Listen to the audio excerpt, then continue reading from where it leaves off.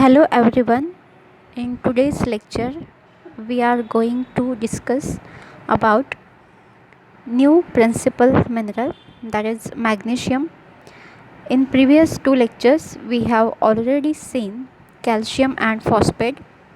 Calcium and phosphate also principal minerals. So in today's lecture, we are going to discuss about magnesium. So in today's lecture, we will cover all these points, that is introduction, then biochemical functions of magnesium, dietary requirement of magnesium, then after that we will see sources of magnesium, then absorption of magnesium. After that we will see serum level of magnesium and deficiency of magnesium. So we will cover all these points in today's lecture. So let us start. The adult body contains about 20 gram of magnesium. So in human adult body, 20 gram magnesium is present.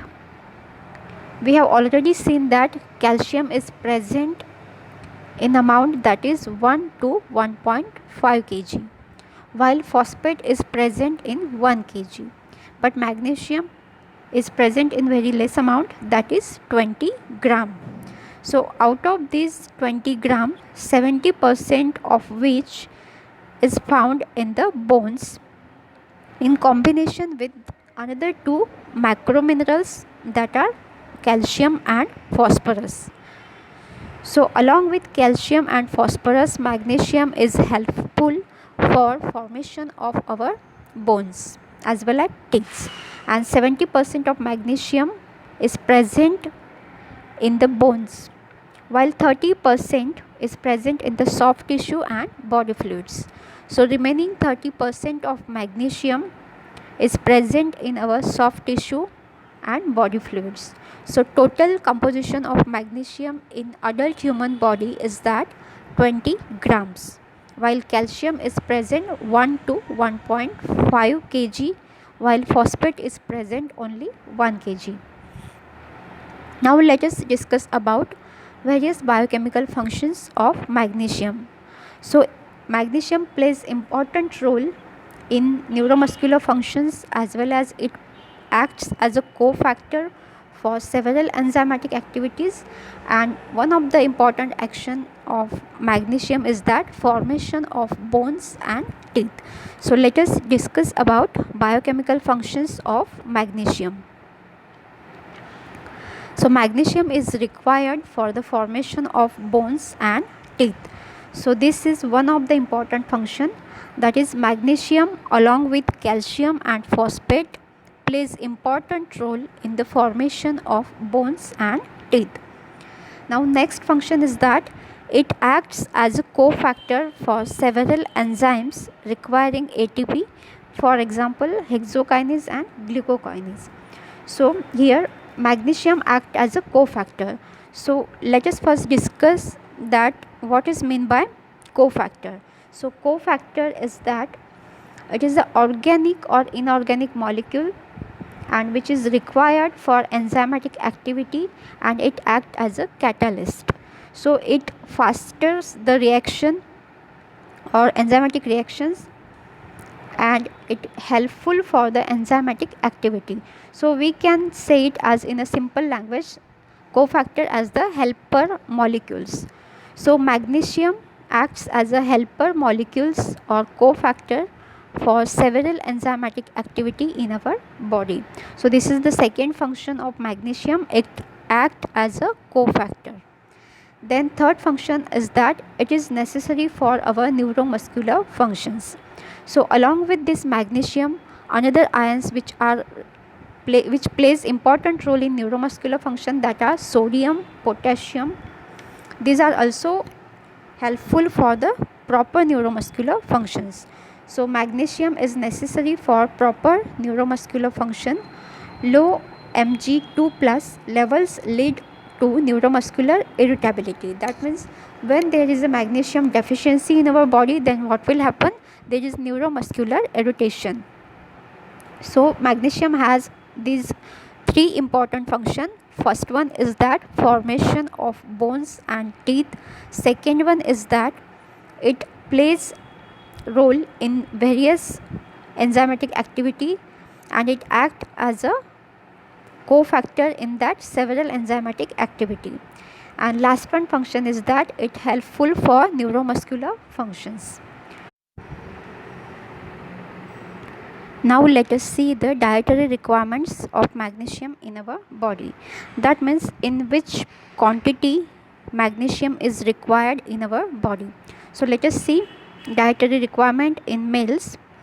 So adult man requires 350 mg per day, while adult woman requires 300 mg per day. So in adult males, magnesium is required per day in the quantity that is 350 mg milligram, and in adult females magnesium is required per day in the quantity that is 300 milligrams. Now let us discuss about the various sources of magnesium. That means from which food stuff or food items we can get magnesium. So let us see the sources of magnesium. Cereals, nuts, beans, vegetables such as cabbage, cauliflower, meat, milk and fruits. So these are the sources of magnesium. So magnesium is present in some fruits such as avocado. In one medium sized avocado contains 58 milligram of magnesium. Then banana is also rich in magnesium, and cereals, nuts, beans, vegetables such as spinach also contains magnesium, cabbage and cauliflower. So these are the sources of magnesium. That means from these all food stuff we can get magnesium in our body. Then let us see the absorption of magnesium. Magnesium is absorbed by the intestinal cells, and which factors are inhibiting factors for this absorption. So here are the some factors given, that is consumption of large amounts of calcium, phosphate and alcohol diminishes magnesium absorption. That means magnesium absorption from our GI tract is inhibited by the consumption of these minerals such as calcium and phosphate, and also alcohol diminishes the absorption of magnesium. Now let us see the serum level of magnesium. Normal serum concentration of magnesium is 2 to 3 mg per deciliter. So in our serum, normally 2 to 3 milligrams per deciliter this magnesium is present. So this is the normal serum magnesium level, that is 2 to 3 milligrams per deciliter. Now let us see the deficiency of magnesium. So what will happen if magnesium get deficient in our body? So magnesium deficiency causes neuromuscular irritation, because magnesium is one of the important factor for neuromuscular functions. So deficiency of magnesium causes neuromuscular irritation along with muscular weakness and convulsions. So here in this lecture we have completed one macromineral, that is magnesium. Let us have a short recap for today's lecture. So for that we have to go on the first slide. So magnesium is one of the principal mineral or macromineral, and this magnesium is present in our body in the quantity that is 20 grams, and out of this 20 grams 70% is present in our bones, while 30% is present in soft tissue and body fluids. Then after that we have seen biochemical functions. There are three important functions of this magnesium. So let us have a short recap of biochemical functions of magnesium. Magnesium is helpful for the formation of our bones and teeth. So it is one of the important factor along with calcium and phosphate. Then magnesium also acts as a cofactor in various enzymatic activity. That means magnesium is the helper molecule for the various enzymatic activities. Then last one function is that it is helpful for the neuromuscular function. Then dietary requirements we have seen, that is in males magnesium is required in the quantity that is 350 milligrams per day, while in the females magnesium is required 300 milligrams per day. Then sources of magnesium. So magnesium is present in large quantity, especially in the nuts and seed, and also in some fruits. Just I have told that avocado is the richest source of magnesium.